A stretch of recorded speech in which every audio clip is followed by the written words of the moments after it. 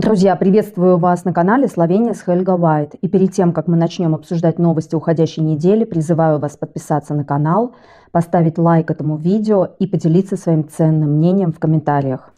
Все мировые СМИ облетела трагическая новость из России. Погиб главный оппозиционный политик Алексей Навальный.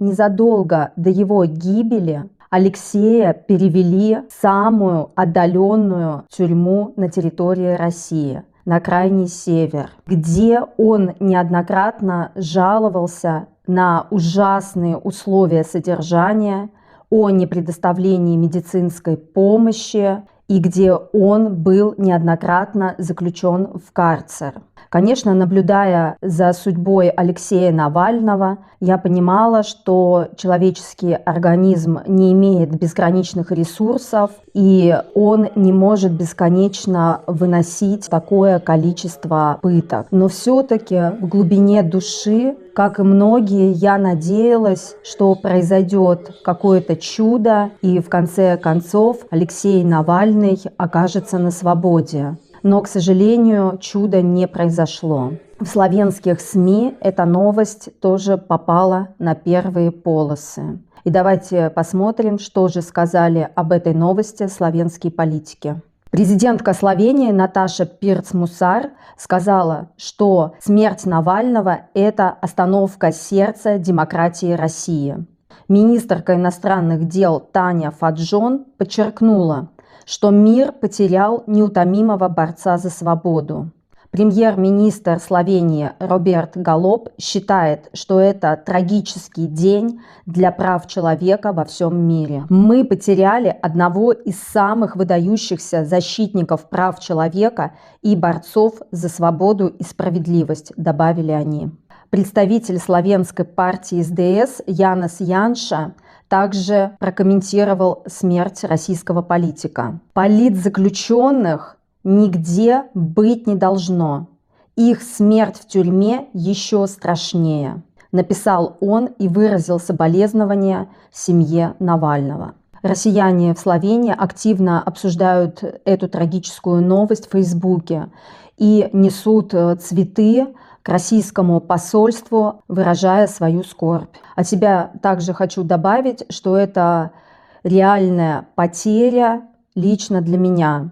Всю мою сознательную жизнь Алексей Навальный присутствовал рядом, всегда был в моей информационной повестке. И хотя, конечно же, я не была с ним лично знакома, но эта новость меня очень потрясла. Также хочу выразить соболезнования его супруге, его родителям и его детям. В онкологическом медицинском центре Любляны прошла операция по удалению рака желудка. У пациента удалили желудок. Я не знаю, можно ли у пациента удалить полностью желудок, скорее всего, у него удалили часть желудка. После того, как пациент очнулся от наркоза, врачи сообщили ему две новости. У нас для вас есть две новости. Одна хорошая, а вторая нет. Хорошая новость заключается в том, что операция прошла успешно. Но плохая новость заключается в том, что у вас не было рака желудка.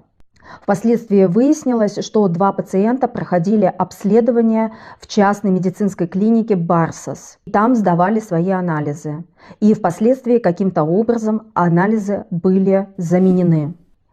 Кстати, мои два ребенка тоже стоят на учете в данной клинике у педиатра. И мы в этой же клинике очень часто сдаем анализы. И сейчас я задумалась, стоит ли продолжать медицинские обследования моих детей в данной клинике. Сейчас идут судебные разбирательства и выясняют, каким образом были заменены анализы. В четверг словенские полицейские заметили, что по дороге движется легковой автомобиль с нарушением правил дорожного движения. Полицейские сразу же отреагировали, догнали данный автомобиль и заблокировали ему дальнейшее движение. И задержали водителя. Водителем оказался 13-летний подросток, Но помимо него в машине находилось еще 2 ребенка. Сразу же связались с родителями подростка. Родителям сейчас грозит суд. Неизвестно, чем этот суд закончится, но явно им придется заплатить огромный штраф. Конфискованный автомобиль в данный момент находится на штрафстоянке. Конечно, остается загадкой, каким образом подросток завладел ключами и самим автомобилем. То ли родители сами дали ему ключи от автомобиля и сказали: съезди, сынок, в магазин, или он украл эти ключи у своих родителей. В Любляне провели опрос и спросили местных жителей, о чем они ностальгируют, что в изменившейся Любляне им не нравится. И вот что сказали местные жители. Они скучают по миру, который у них когда-то был.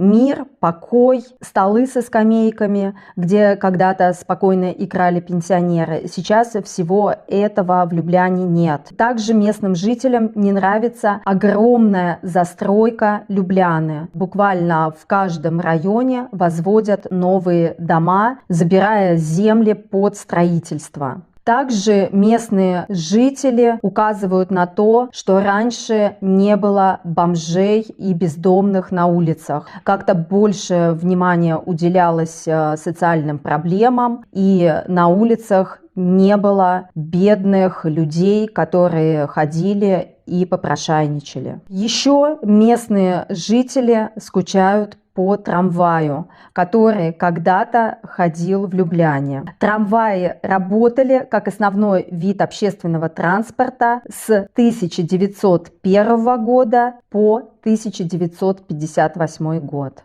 Сейчас в это сложно поверить. В Любляне из общественного транспорта остались только автобусы. Еще один интересный ответ был дан коренными жителями Любляны. Они скучают по славянскому языку. Сейчас в центре города все чаще и чаще слышишь повсюду иностранную речь. Очень много английского, русского и китайского языков. И в конце традиционно новости погоды от Алисы. И, кстати, давайте спросим ее, что она думает о смерти Навального. Алиса, что ты думаешь о смерти Навального? Я еще не умею говорить об этом. Алиса никогда не отвечает на острые политические вопросы. На острые вопросы очень тяжело отвечать, особенно когда они тебе не нравятся. Да, оказывается, ей очень не нравятся острые политические все-таки вопросы. надо уметь отвечать, даже если вам не нравится вопрос. Сама себе противоречит. Алиса, ну скажи нам хотя бы погоду на понедельник. Завтра в Любляне от +4 до +10, небольшой дождь. Спасибо. Мне и самой это приятно. Люблю свою работу. Друзья, не забывайте, пожалуйста, подписываться на мой канал, ставить лайки и делиться своим ценным мнением в комментариях. Пока-пока, до новых встреч!